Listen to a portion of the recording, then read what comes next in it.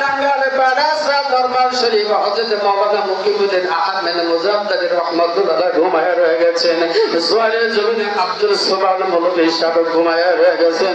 এইরকম গিয়াস পাগলা, কাঙ্গাল পাগলা, রোস্তম পাগলা, বাবারে আমার এদের রহমতে, এদের নূরের দৃষ্টি, নূরের আলো, নূরের চোখ আজকের এই মাহফিলের দিকে রয়ে গেছে। নূরের দৃষ্টি, নূরের চোখ, দয়াল নবীর নূরের দৃষ্টি, নূরের চোখ, আল্লাহ পাক রব্বুল আলামিনের কর্তৃত্ব চোখ আজকের মাহফিলের মধ্যে লাগানো আছে। এমন একটা মানুষ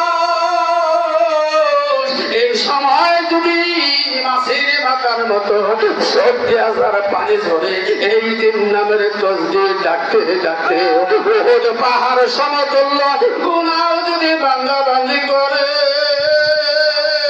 আমার আল্লাহ পাক কোরআনে ফরমায়া দিয়েছে